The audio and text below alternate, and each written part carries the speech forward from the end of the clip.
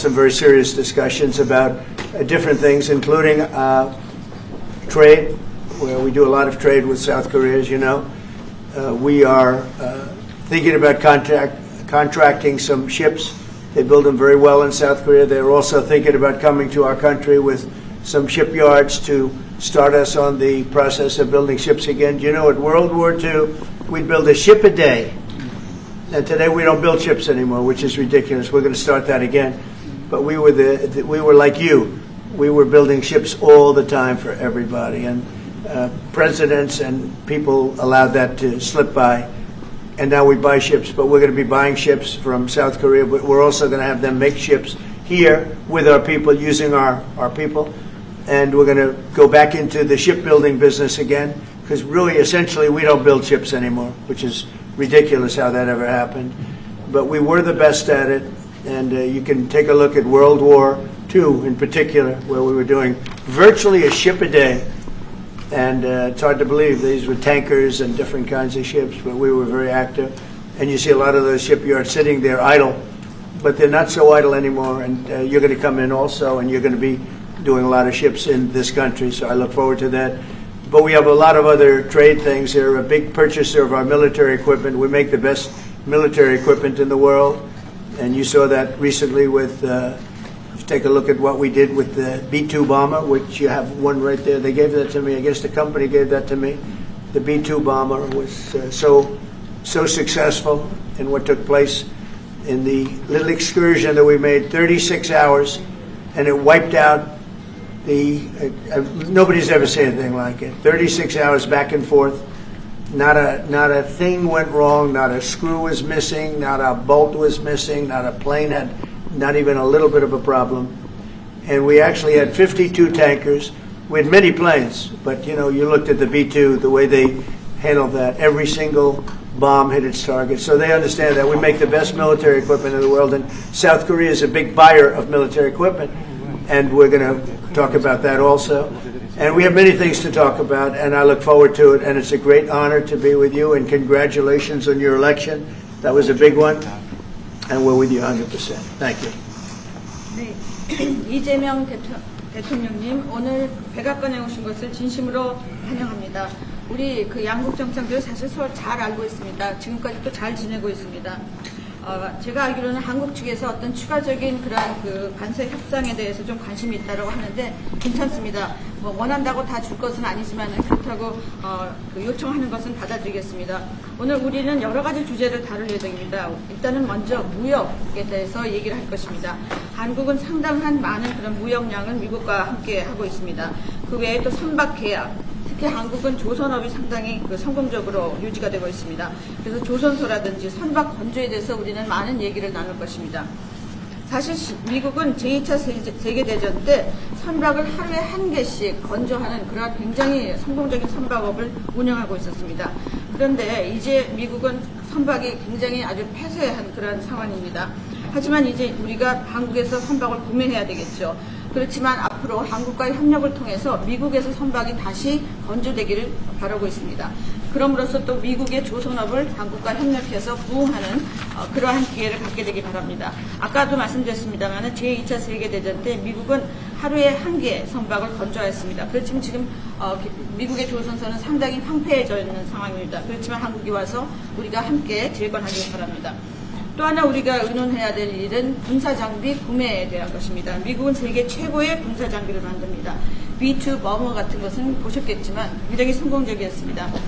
이번에 최근에 그런 작전에서 이 B-2 버머가 왕복 36시간을 비행을 했는데 전혀 아무런 문제 없이 임무를 마치고 성공적으로 다시 돌아온 것입니다. 거기에는 또 52개의 탱커도 들어갔습니다. 하지만 어쨌든 그 버머라든지 추격기 최고의 군사장비를 가지고 있습니다. 한국이 이러한 미국의 아주 뛰어난 군사장비를 많이 구매할 것을 기대하고 있습니다. 오늘 다시 한번 이재명 대통령을 백악관에 모시게 된 것을 매우 영광으로 생각합니다. 그리고 그 전에 아주 선거에 이긴 것을 다시 한번 축하드립니다. 감사합니다. 네, 대통령님 감사드립니다. 이렇게 시간을 내주셔서 우리 대한민국 국민을 대표해서 감사 말씀을 드리면서 우리 대통령께서 이 오벌 오피스를 새로 꾸미고 있다는데 정말로 밝고 황금색으로 빛나는 게 정말 보기 좋습니다. 품격이 아주 있어 보이고 미국의 새로운 번영을 상징하는 것 같습니다. Mr. President, let me begin by thanking you on behalf of the Korean people. I would like to thank you for giving your time for today's meeting. And I heard that you recently redecorated the Oval Office, and I would like to say that it looks very bright and beautiful, and it has the dignity of America, and it symbolizes the new future and prosperity of America. 미국을 다시 위대하게 만드는 것이 우리 대통령님의 꿈인데 미국이 다시 위대하게 변하고 있는 것 같고 그게 다우존스 지수에서도 그게 나타나는 것 같습니다. 제가 보니까 사상 최고치를 경신하고 있던데 오늘은 잠깐 조정되고 있지만 아주 훌륭하게 미국이 다시 위대해지고 있는 것 같습니다. I believe that making America great again is your goal, and I believe that that is what is currently taking place in America. And I think the most symbolic thing of that is the Dow Jones Index, which reached a record high recently, although it went down a bit, but it reached a record high. And so I think that America is becoming great again. 말씀하신 조선 분야뿐만이 아니라 제조 분야에서 르네상스가 이루어지고 있고 그 과정에서 대한민국도 함께하게 되길 기대합니다. So I believe that there is a renaissance taking place not only in the shipbuilding sector but also in the manufacturing industry, and I hope that Korea can be a part of that renaissance. 그리고 또 한 가지 제가 꼭 말씀드려야 될 것이 대통령님의 평화를 지키는 기간의 미국의 역할을 넘어서서 새롭게 평화를 만들어가는 피스메이커로서의 역할이 정말로 눈에 띄는 것 같습니다. And one thing that I wanted to say to you is that America's role not as a keeper of peace but a maker of peace is being more is emerging more evidently. 유럽, 아시아, 아프리카, 중동 여러 곳에서의 전쟁들이 이제는 트럼프 대통령님의 역할로 휴전하고 평화가 찾아오고 있습니다. Many wars in Europe, in Asia, in Africa, and in the Middle East are coming to peace because of the role that you are playing. 세계 지도자 중에 전 세계의 이런 평화 문제에 대통령님처럼 이렇게 관심 가지고 실제로 성과를 낸 경우는 처음으로 보이십니다. So among the many world leaders, I believe that you are the only leader who has made such accomplishments. 그리고 가급적이면 전 세계에서 유일하게 분단 국가로 남아있는 한반도의 그 평화를 좀 만들어 주셔서 김정은과도 만나시고 북한에 트럼프 월드도 하나 지어서 거기서 저도 골프도 칠 수 있게 해주시고 그래서 전 세계가 인정하는 정말 세계사적인 평화의 메이커로서의 역할을 꼭 해주시기를 기대합니다. And I would like to mention that the only remaining divided nation in the world is the Korean Peninsula, and I would like to ask for your role in establishing peace on the Korean Peninsula. So I look forward to your meeting with Chairman Kim Jong-un and construction of a Trump Tower in North Korea and playing golf at that place. 아마 기다리고 있을 것 같습니다. 다시 한 번만. 기다리고 있을 것 같습니다. So I believe he will be waiting for you. 그리고 마지막으로 든든한 한미 동맹을 기반으로 대한민국이 성장 발전해 왔고 앞으로도 이 한미 동맹을 군사 분야뿐만이 아니라 경제 분야 또 다른 과학 기술 분야까지 다 확장해서 미래형으로 발전시켰으면 좋겠습니다. Korea was able to attain economic growth and development through our ironclad alliance. And going forward, I hope to develop our alliance into a future-oriented alliance that encompasses areas not only limited to security, but also the economy and science and technology. 대한민국 국민들은 트럼프 대통령님에 대해서 정말로 큰 기대를 가지고 있다는 말씀을 드리면서 다시 한번 이런 시간 내주셔서 감사드립니다. The Korean people have great expectations for you, Mr. President. Thank you once again for your time. Well, thank you very much. It's an honor to be with you. I will say that Kim Jong-un and I had a very good relationship, as you remember, and still do. And when I came in, I didn't know him. We had 2 summits, but we became very friendly. Respect. It was great respect. And it was not going to be that way had Hillary Clinton won the election. It would have been a disaster. but we think we can do something in that regard with respect to North and South, and I think you are much more prone to doing that than other leaders that I've been working with from South Korea. And we'll work on that. I think it's very good to work on that. If you remember, you were doing the Olympics, and there was a great time of hostility with North Korea, and you weren't selling tickets because nobody wanted to be blown up in the stadium during the opening ceremonies, right? And you were not selling tickets. And I was also at my formative stage with North Korea and Kim Jong-un, and we were a little bit going at it about Rocket Man, Little Rocket Man, everything back and forth, and it was really nasty. And then I got a call one day, and they wanted to get together, they wanted to talk, and we started talking. And then he said really brilliantly, he said, you know, the Olympics is going to be opening very soon, and we'd like to be a part of it. They actually put teams in it. You got along great. And by the way, immediately upon that phone call, you started selling tickets, and it turned out to be a tremendous success. So it went from being empty stadiums because people were afraid to go, because it was a target potentially, to a great success. And I was very proud of that. You had one of the most successful Olympics, and now we have the Olympics coming to the U.S., so we're very happy about that. But that was a great honor to get involved and make the Olympics so successful. 네, 대단히 감사합니다. 다시 한번 모시게 돼서 영광이라고 말씀드리겠습니다. 제가 김정은 위원장과 굉장히 좋은 관계를 가지고 있습니다. 그리고 현재도 매우 좋은 관계가 있습니다.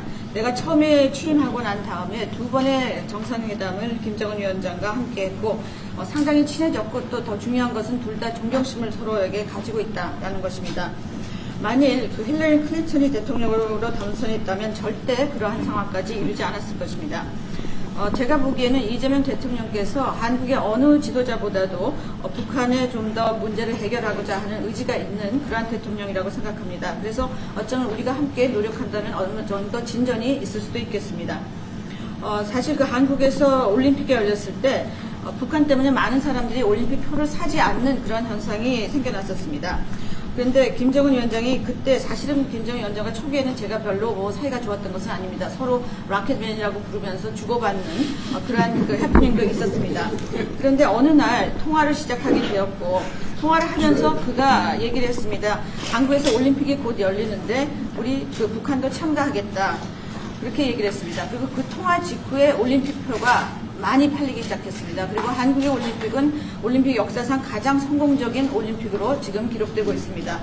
또 우리 미국도 곧 올림픽을 주최할 예정입니다. 그래서 우리도 미국에서 성공적인 그런 올림픽을 주최할 계획을 가지고 있습니다. 김정은 위원장 말씀을 하셔서 그런데 사실 대통령님 덕분에 이 북한하고 이 한반도 관계가 매우 안정적이었습니다. 그런데 사실 그 이후 대통령께서 미국 정치에서 잠깐 물러서 있는 그 사이에 사실은 북한의 미사일도 많이 개발됐고 핵폭탄도 많이 늘어났고 진척된 것도 없이 한반도 상황은 정말로 많이 나빠졌죠. Mr. President, you mentioned about Chairman Kim, and thanks to your efforts when you were in office during your first term, the situation on the Korean Peninsula was stable. But during the hiatus where you were out of office, North Korea developed further its nuclear and missile capabilities, and that led to a deterioration on the situation of the Korean Peninsula. And they wouldn't have done that.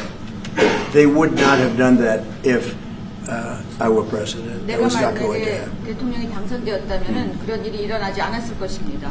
전적으로 공감합니다. I completely agree with you.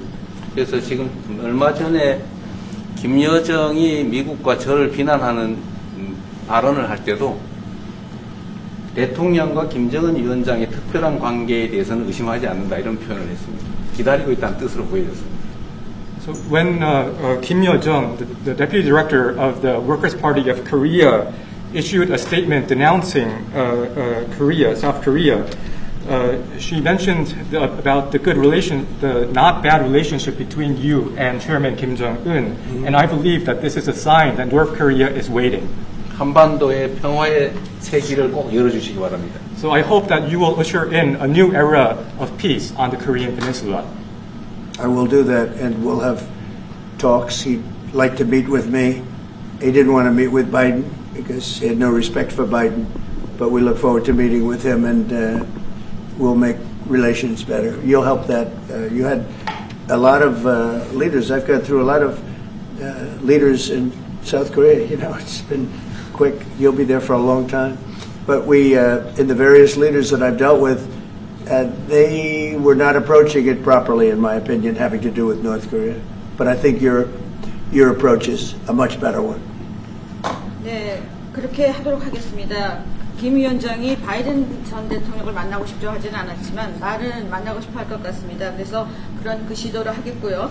내가 한국의 지도자들을 여러 번을 만나봤는데 제 개인적인 생각으로는 대북 정책이 그렇게 적절하지 않지 않았나 하는 생각이 듭니다. 그래서 이 대통령께서 그 적절한 대북 정책을 통해서 좀 더 그 진전이 있었으면 하는 생각입니다. 저의 관여로 남북 관계가 잘 개선되기 쉽지 않은 상태인데 실제로 이 문제를 풀 수 있는 유일한 인물이 트럼프 대통령이십니다. So resolving this issue through my engagement is not an easy thing. And the only person that can make progress on this issue is you, Mr. President. 대통령께서 피스 메이커를 하시면 저는 페이스 메이커로 열심히 지원하겠습니다. So if you become the peacemaker, then I will assist you by being a pacemaker. That's good. We can do big progress, I think, with North Korea. Absolutely. 네, 북한에 대해서 큰 진전을 함께 이루어 나갈 수 있다고 믿습니다. 감사합니다. Okay, thank you very much. Thank you very much. Good job. Okay, questions, please? Mr. President, when you met with Russian President Vladimir Putin, how soon did he say that he wanted to sit down with Ukrainian President Zelensky? Russia, as of now, says there's no meeting on the books and no agenda is set. Well, that's going to be up to them. It takes two to tango. I always say it. And they should meet, I think, before I have a meeting and probably close the deal. But I think it's appropriate they meet. They do not exactly get along well, as you can understand. And I'm sure it's a meeting that perhaps he didn't like. But he wasn't happy about coming to the United States either. That was a big concession, and I appreciate the fact that he did. You know, I've always had a very good relationship, despite a fake Russia haunt that we had. But we've always had a great relationship, very good relationship, strong relationship with Russia. That's a good thing, not a bad thing, by the way. That's a very good thing. And it's good to get along with Kim Jong-un, and it's good to get along with everybody, including President Lee. It's good to get along, and I get along with the foreign leaders. You see that with the biggest group of foreign leaders that we've ever had. Don't forget the European Union was here also representing a large group of countries just recently. So I believe that we're going to get that war straightened out. We're going to get it done. I don't know that they'll meet. Maybe they will. Maybe they won't. They'd like me to be at the meeting. I said, you guys ought to work it out. It's between you. It's not us. Now, in the meantime, we're not spending any money on, as you know, in Ukraine.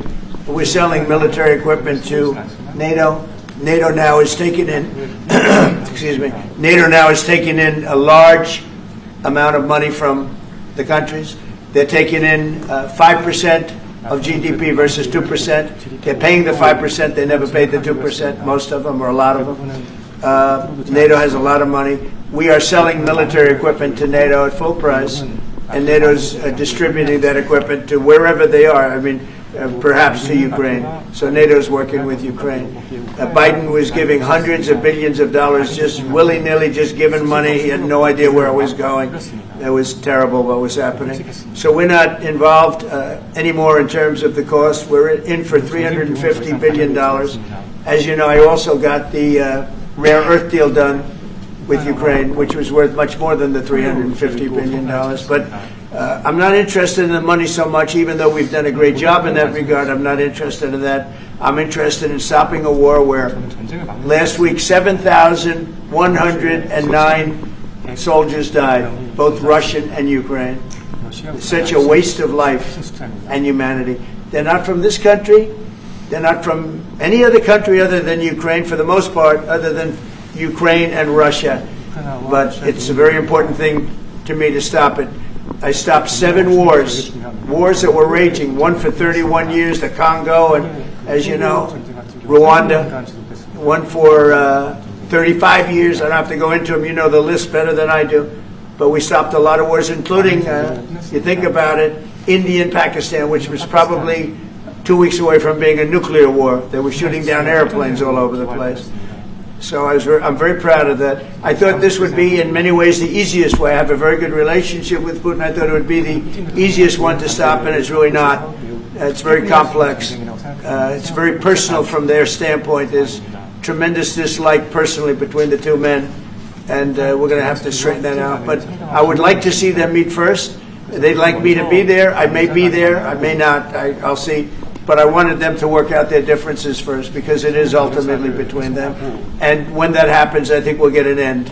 Mr. President, maybe they meet, maybe they don't. How long are you willing to let this play out? And if they don't meet, will there be consequences, and how soon for Russia? Yeah, there could be very big consequences, but we'll see what happens. There might be very big consequences, because this is something that has to end. This war would have never taken place, and for 4 years it didn't take place.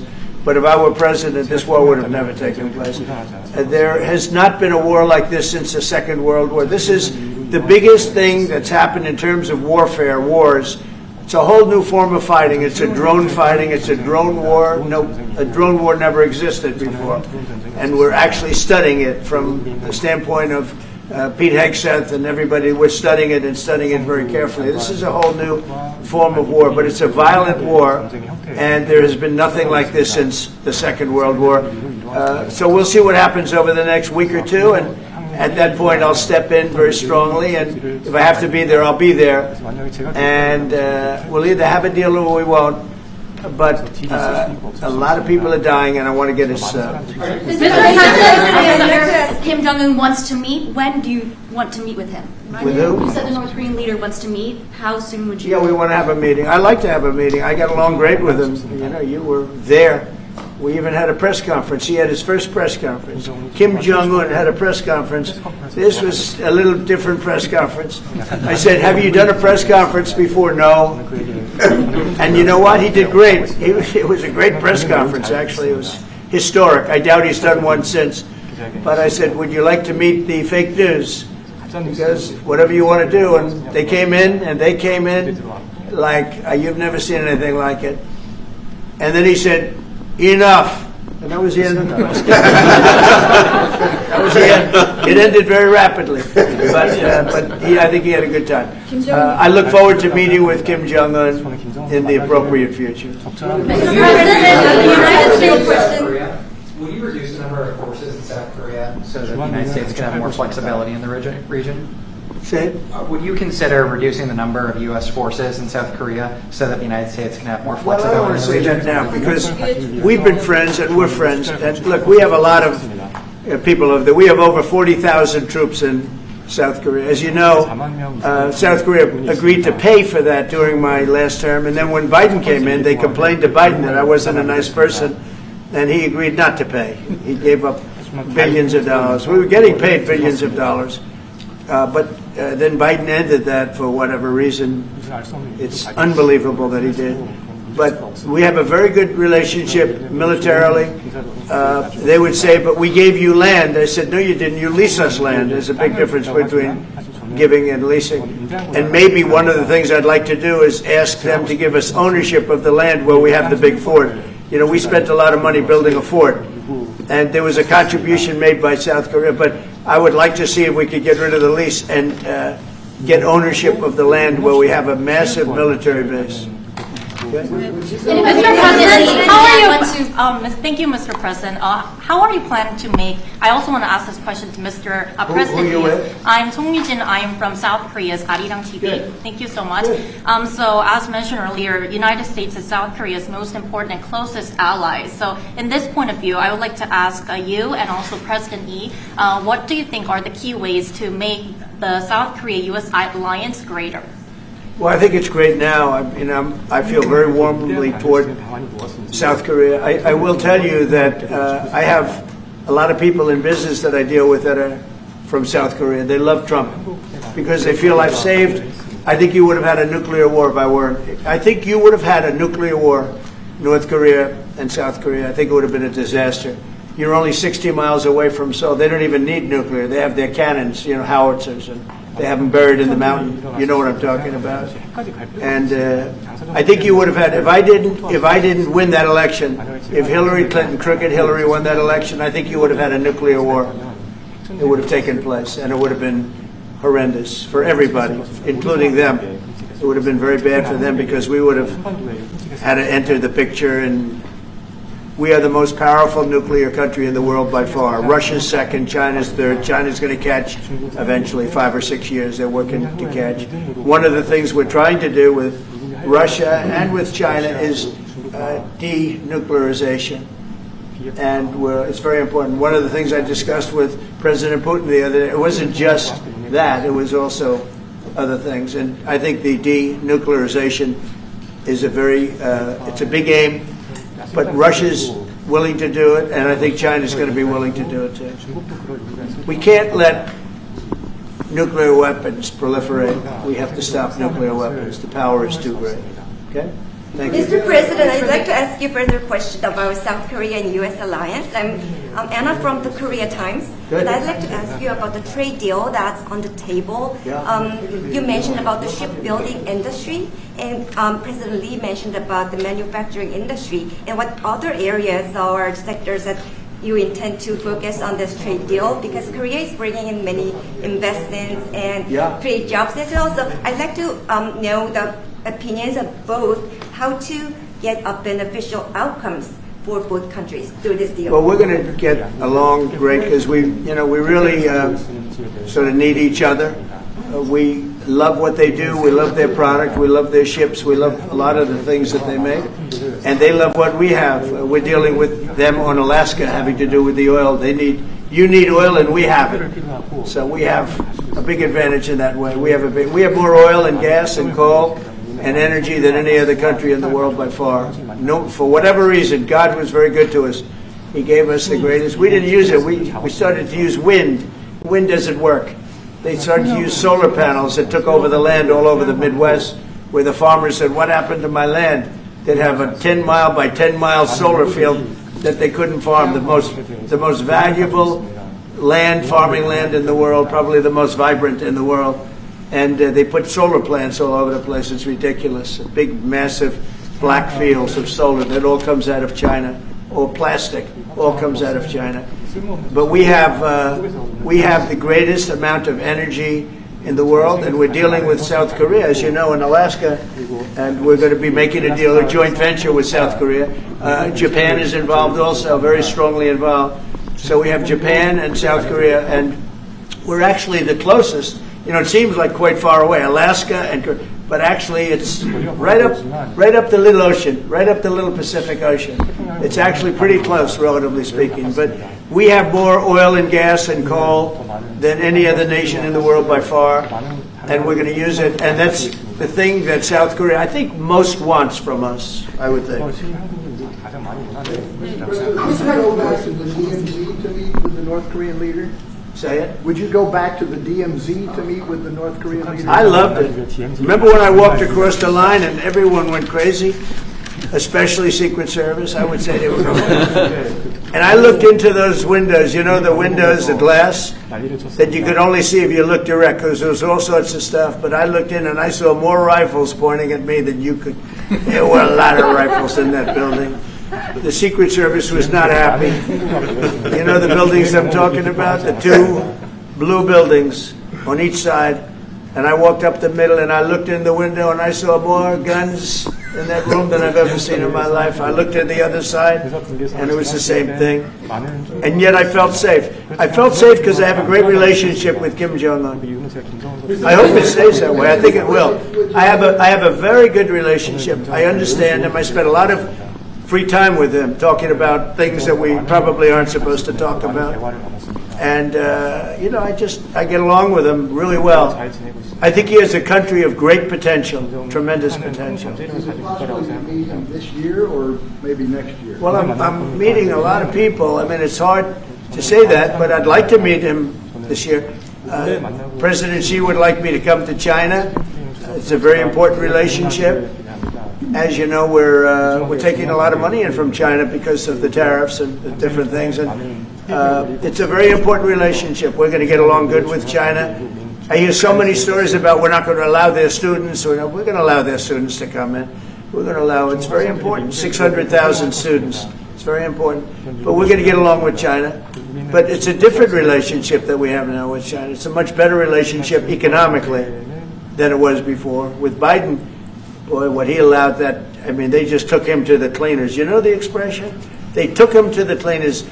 I'm sure they have an equal expression in South Korea, but they took that guy out for a ride like nobody's ever been ridden before. Terrible. But we have a very strong relationship, Howard, I would say, economically with China now, getting much better. They have to give us magnets. If they don't give us magnets, then we have to charge them 200% tariff or something, you know. But we're not going to have a problem, I don't think, with that. I think that's perhaps behind us. You know, China intelligently went and they sort of took a monopoly of the world's magnets. And nobody needed magnets until they convinced everybody 20 years ago, let's all do magnets. There were many other ways that the world could have gone. But so it'll take us probably a year to have them.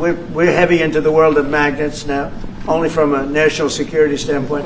But we have a powerful thing. It's airplane parts. They have many Boeing jets. You know, they had 200 jets that didn't fly. And I've sent them all, based on his word, I sent them all of the parts so their planes can fly. I could have held them back. I didn't do that because of the relationship I have. And their planes are now flying. You know, we had 200 of their planes were unable to fly because we were not giving them Boeing parts purposely, because they weren't giving us magnets. Therefore, we weren't giving them. But we have a much more powerful thing, that's tariffs. If we wanted to put 100%, 200% tariffs on, we wouldn't do any business with China. And, you know, it would be okay, too, if we had to. But the magnet situation, we have tremendous power over them, and they have some power over us with magnets. We're going to have a lot of magnets in a pretty short period of time.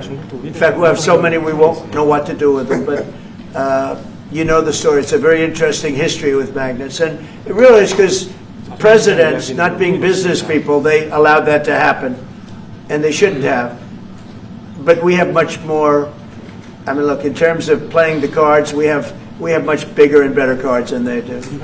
But with that being said, I think we have a great relationship. I spoke to President Xi fairly recently, and at some point, probably during this year or shortly thereafter, we'll go to China. And I think we're going to see a magnificent sight. It's a great country. Mr. President, on the National both you Guard. and President Lee actually are planning to go to China. You mentioned either this year or next year. Could you please share more details about your plans going to China, and also President Lee? I think Well, maybe we'll go together. Do you want to go together? We can share a plane. We'll save energy. We'll save a little, the ozone layer. Remember President Obama used to talk about the ozone layer, and then he'd fly to Hawaii to play around the Gulf in a 747. Mr. President, on Would the you national. accept the invitation, Mr. Lee?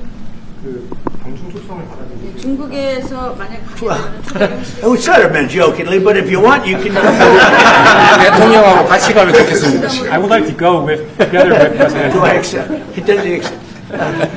If you want to go, I'm going to get special permission. I'm sure you can go. But we're going to have a great relationship with China. I mean, it's happening. You see it. It's happening. They have some cards. We have incredible cards, but I don't want to play those cards. If I played those cards, that would destroy China. I'm not going to play those cards. Mr. President, on the National Guard, you've talked a lot about Democratic-run cities and states. Yeah. Would you also consider sending the National Guard into red states and red cities that are also seeing high crime? Sure, but there aren't that many of them. If you look at the top 25 cities for crime, just about every one of those cities is run by Democrats. And you know, one of the bad things they did, cashless bail, if you look back on time, when they allowed a murderer out that afternoon, you know, he'd kill somebody and then a couple of hours later he's walking the streets again, oftentimes killing again rapidly. Cashless bail is a disaster. You saw we had a news conference today on that. We're wiping it out in D.C., immediately wiping it out. It started in New York, I must tell you, and it's been a horrible thing for crime, especially violent crime. So we're going to end cashless bail, yes. Thank you. When will you deploy to Chicago, and how long are you keeping troops here in Well, you heard Washington, another D.C.? discussion. I really want to be appreciated. You know, when we go into a city and wipe out the crime, so D.C., it sounds so horrible. I'm embarrassed to say it in front of you because they don't have anything like this. Washington, D.C., sir, has not had a murder in 11 days. Now, he's saying that's a horrible thing to hear because they don't have murders for ever. But Washington, D.C., if you go back and check, it's been many years since we went a week without having a murder. Now we haven't had, and I would say that Washington, D.C. right now is much safer than Seoul. You know why? Because we have a friendly neighbor. We have more friendly neighbors. You have a different kind of problem. We all have different problems. But Washington, D.C. is a very safe city right now. People are going out to dinner. Restaurants are opening. Restaurants that were going to close are now going to stay open. Friends of mine are going out to dinner all the time. They didn't go out to dinner for 4 years. It went rampant during the Biden years. Just rampant. That's why Susie is very close to the mayor and has a lot of respect for her, but I view it maybe a little differently because the mayor would say that it's gotten better. For 30 years it's gotten better. No, it's gotten worse. And the worst day of all was when we just got to office for the second time, and it's in very bad shape. So the mayor shouldn't be saying that violent crime has been getting better. It's been getting much worse. And the day I took office, it was the worst. And we did some minor things, made it a little bit better, but then we said, look, we got to stop it because too many people are getting killed. And we have not had a murder in 11 days. It sounds crazy. I hate to say this in front of this gentleman who I respect, because they don't have murders for years. But we have not had a murder in 11 days. And that's going to go on for a long time. And there will be, I guess, it'll happen a little bit, but we have a very safe city. This is one of the safer cities right now in the country. And in a short period of time, it'll be like the border. Nobody came in through our border. For the last 90 days, 3 months, we had 0 illegal aliens from the Congo, from South America, from all over the world, from prisons coming in, pouring into our country. Nobody, not one person, and this is done by a liberal group, a liberal think tank. They do the work. Not one person has come into our country. Think of that. It's been amazing. And I didn't have to go back to Congress and ask. Biden could have done this by himself. I did. I said, close the borders. We had the great Tom Homan. We had Christie, as you know, Christie Noem, who did a fantastic job. She's doing a fantastic job. Pete Hegseth has been incredible with the, as I call it, the Department of War. You know, we call it the Department of Defense, but between us, I think we're going to change the name. You want to know the truth? I think we're going to have some information on that maybe soon. But I think because, Department of Defense, we won the World War I, World War II. It was called the Department of War. And to me, that's really what it is. Its defense is a part of that. But I have a feeling we're going to be changing. I'm talking to the people. Everybody likes that. We had an unbelievable history of victory when it was Department of War. Then we changed it to Department of Defense. So that's a little thing, has nothing to do with your country, but it's something that I think you're going to be hearing about or seeing about over the next couple of weeks. Probably that change is going to be made over the next week or so. Are there different Koreas, North and South, or is there one Korea waiting to be unified? Well, I know it is 2 Koreas. I mean, there was one Korea. It was a very large country and a very powerful country. And it was a country that went to war with China. President Xi explained it. Went to war with China many times over the last 2,000 years. You had many, I think he told me 51 times. So I remember I went to President Xi. I said, we're having a problem with North Korea. Straighten it out, would you please? He said, well, we have been to war with them. And I think he said 51 times. But at that time, it was the whole of Korea. It wasn't, North and South. And after he explained it, I said, all right, not going to be that easy. I guess you're right. But, you had one Korea, and it was a very big, powerful nation. Now you have 2 big, powerful nations, but you have essentially a wall in between. Mr. President, can you elaborate the comments, the post and comments you made on South Korea early this morning, like raids on churches, going into U.S. military base, purge, revolution. How do you think about it? 이재명 대통령께도 질문드리겠는데요. 저희가 이제 빛의 혁명이나 이게 내란 사태 극복하는 과정에서 이런 문제 좀 Right, I heard from Intel. 그 부분 설명해 주시면 좋을 것 같아요. I heard from Intel that there was a raid on churches. We're going to talk about that later. I haven't spoken about it yet, but when we meet, and that would be too bad if that's the case. But I did hear that from Intel, that there was a raid on churches, closing some churches. So we'll talk about that later. I could ask you now if you want. Mr. President, what conversation? Wait a minute, if you'd like. Because it didn't sound to me like South Korea.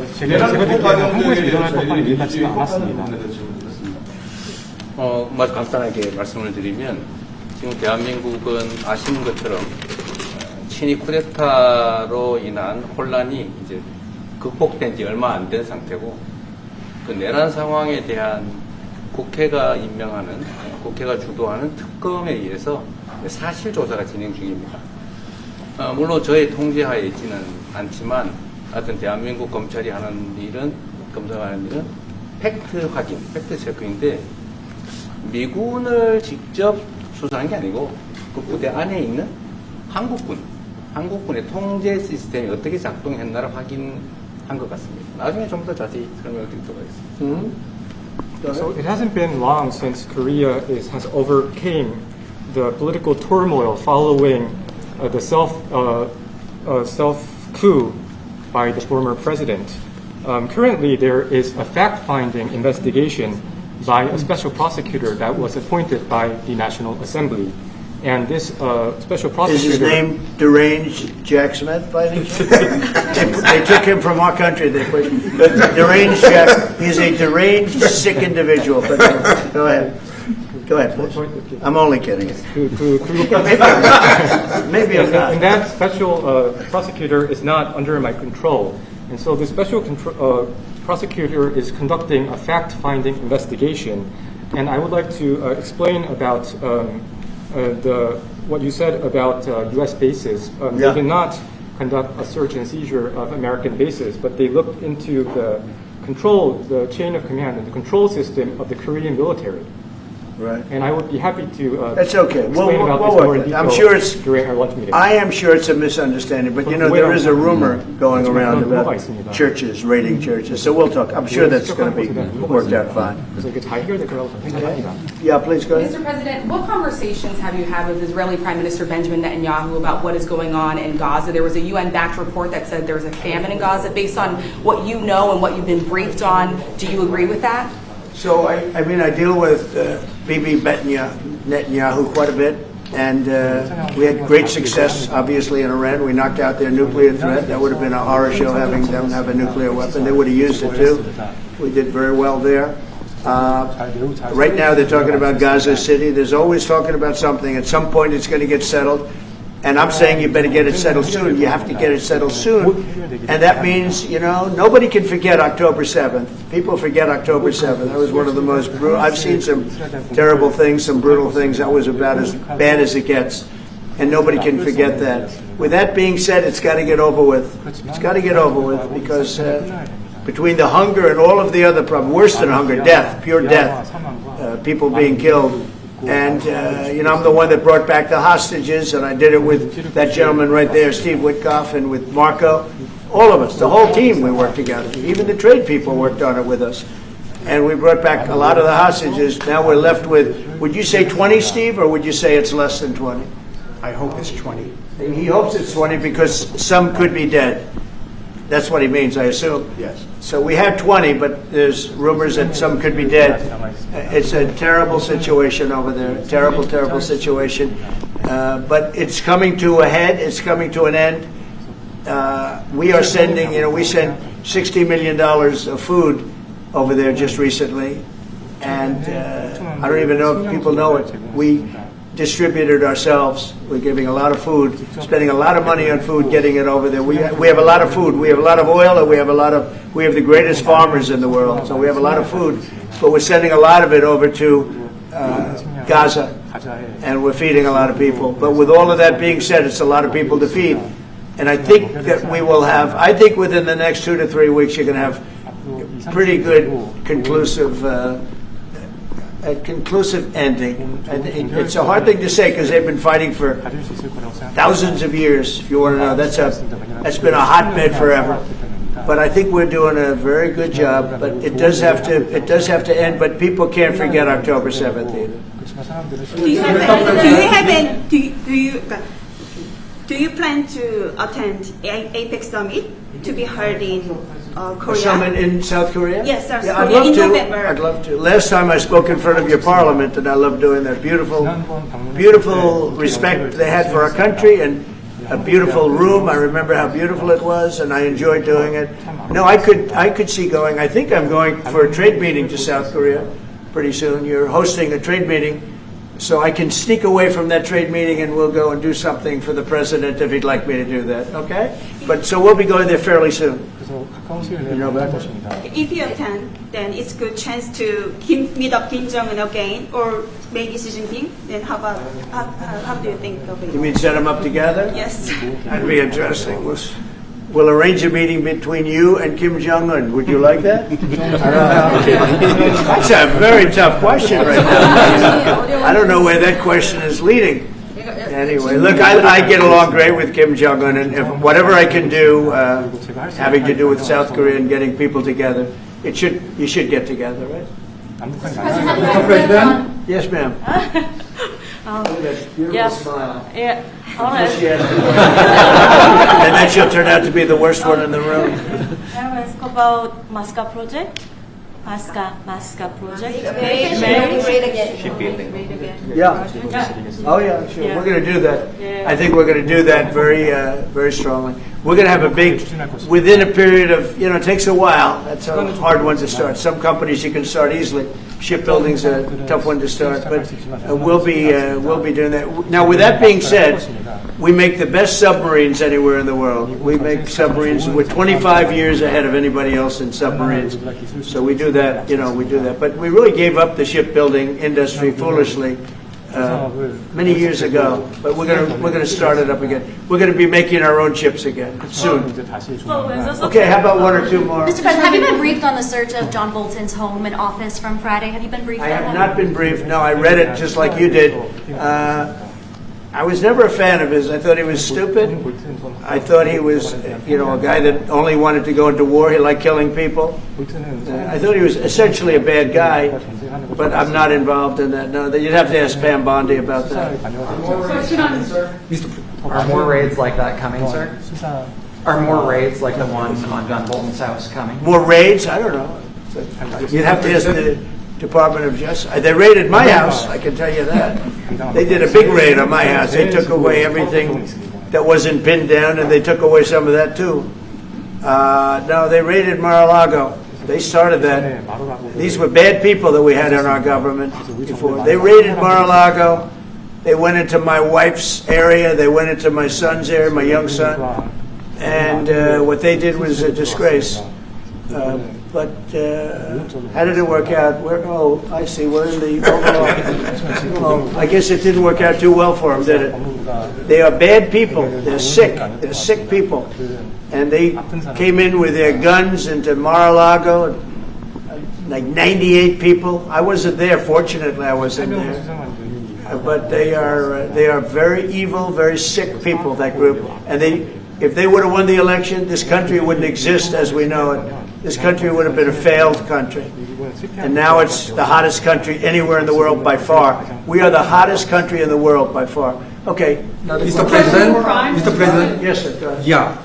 President Lee met with the Japanese Prime Minister before this summit. That's good. So is there something to discuss regarding the cooperation among South Korea, U.S. and Japan? I think so. Look, Japan is a great ally of us, and I had a little bit of a hard time getting you two together because you're still thinking about comfort women, right? Comfort women. That's all they wanted to talk about was comfort women. And I thought that was settled a few times over the decades. But there is an overlapping problem with that. Perhaps I'm wrong in saying it. Perhaps this isn't right, but the whole issue of the women, comfort women, very specifically, we talked, and it was a very big problem for Korea, not for Japan. Japan wanted to go. They want to get on, but Korea was very stuck on that. You understand? So I don't know. Perhaps you'd like to answer. It's a good question. It was hard getting Japan and Korea together because of what took place a long time ago. But Japan wants to do it, I can say. Korea is a little bit more tenuous, please. 지금 질문은 그 3자 협력에 대해서. 우리 한미일 협력은 매우 중요한 과제고 또 한미 관계의 발전을 위해서도 한일 관계가 어느 정도 수습이 돼야 됩니다. So trilateral cooperation among Korea, the U.S., and Japan is very important, and better Korea-Japan relations is also important for the Korea-U.S. relationship as well. 그래서 대통령께서 한미일 협력을 매우 중시하고 계시기 때문에 제가 대통령을 뵙기 전에 미리 일본과 만나서 대통령께서 걱정하실 문제를 다 미리 정리했다 이렇게 생각해 주시면 좋겠습니다. Because I know that President Trump, that you put emphasis on trilateral cooperation, Right. I made a visit to Japan before coming to the U.S. to settle the difficult issues that we have. Good. Well, Japan wants to get along very well with you, and I find them to be great people, great country, obviously, and they want very much to get along with South Korea. And you have something in common. You know, you want to solve the North Korea problem. But Japan very much wants to get along with you, and I'm sure they will. I find the people that I deal with to be wonderful people, actually, as I do with you. 이번에 일본에 가서 이시바 총리를 만났을 때 그 전에 우리가 가지고 있던 여러 장애 요소들이 많이 제거됐다는 생각이 듭니다. So when I visited Japan and met with Prime Minister Ishiba, I realized that many of the obstacles that existed between our two countries have now been removed. Sure. During my term. We removed them during my term. There was an overlay a little bit, but we removed many of those obstacles during my term. And, if you look at Prime Minister Abe, who was a great man, he was a great friend of mine, and he was assassinated. But he felt very warmly toward your country, I can tell you that. And the current Prime Minister, who I've gotten to know very well, feels the same way. So I think you're going to have a great relationship with Japan. Steve, go ahead. Just to close the loop on Gaza, is there a diplomatic push underway to try to get all this to end? Oh, there's a diplomatic push. No, is there? There has been, yeah, sure. Right now, Steve, I would say very serious diplomatic push. Marco or Steve? Marco, do you want to answer that first? Yeah, it's never stopped. We've always looked to find a solution there. Ultimately, as the president said, we want it to end. It has to end with no Hamas. Steve, where are we? I would say that we wouldn't be anywhere but for the president's truth last week, which was a statement to Hamas that they better get their act together and get to the peace table. But for that, it would have been all stalled. So, as usual, he is the man who moves it. Thank you. Thank you very much, everybody.